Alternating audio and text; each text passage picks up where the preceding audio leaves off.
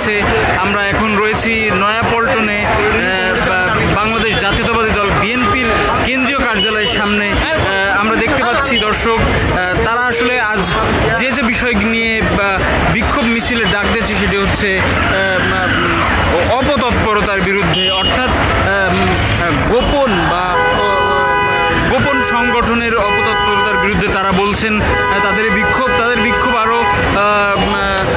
বিক্ষোভ আরও অপরাজনীতি বা অপতৎপরতা, শিক্ষার পরিবেশ বিনষ্ট হওয়া এবং আইন শৃঙ্খলা পরিস্থিতির অবনতির বিরুদ্ধে। আমরা দেখতে পাচ্ছি তাদের বিক্ষোভ মিছিল কিছুক্ষণের মধ্যেই শুরু হবে। আমরা কয়েকজনের সঙ্গে কথা বলার চেষ্টা করব। আপনারা দেখতে পাচ্ছেন তাদের প্রস্তুতি। আমরা আপনাদেরকে কথা বলবো, আপনাদেরকে শোনানোর চেষ্টা করব নেতাকর্মীরা আসলে কি বলছেন। আপনারা দেখছেন, আমরা কথা বলার চেষ্টা করবো। আমরা দেখতে পাচ্ছি একজন, আপনি ছাত্রদল কর্মী? হ্যাঁ, আমি সাজিদ হাসান, ছাত্রদলের সাবেক সহসাহিত্য প্রকাশনা সম্পাদক এবং ছাত্রদলের একজন কর্মী। আজকে আমাদের যে প্রোগ্রাম, এটা মূলত যে একটা গুপ্ত সংগঠন যারা প্রতিনিয়ত দেশে বিশৃঙ্খলা সৃষ্টি করার জন্য তারা বিভিন্ন ফেক আইডির মাধ্যমে দেশের মানুষকে বিভ্রান্ত করার চেষ্টা করছে।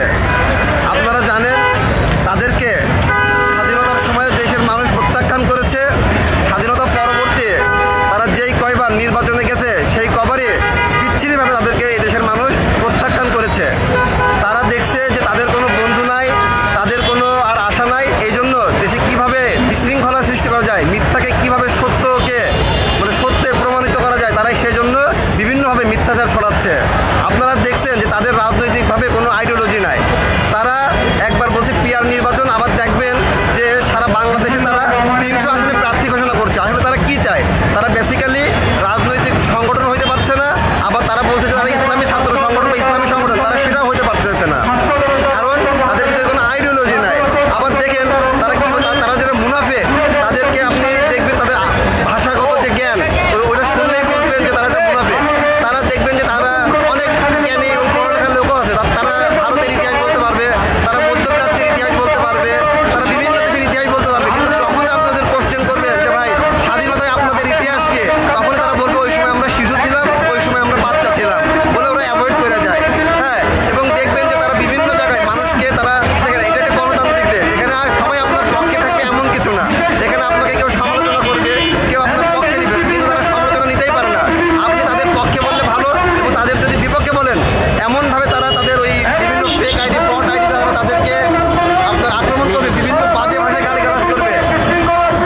এর থেকে বোঝা যায় যে তারা যদি কখনো সুযোগ পায়, এই দেশে তারা কীরকম উগ্রবাদী একটা সংগঠনে দাঁড় করাবে এবং বহির্বিশ্বে এই বাংলাদেশের নাম ডোবানোর জন্য তারা একাই যথেষ্ট।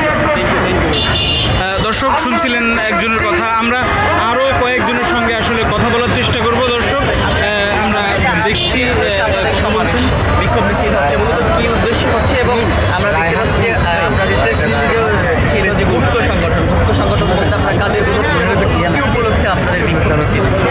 সরাসরি যদি বলি, গুপ্ত সংগঠন অতীতেও ছিল, তারা আবার একটু নাড়াচাড়া দিয়ে উঠছে। আর আমার মনে হয় গুপ্ত সংগঠন নাড়াচাড়া দিয়ে ওঠাতে আমার জন্য আমি ইতিবাচকভাবেও দেখছি কিছু নেগেটিভ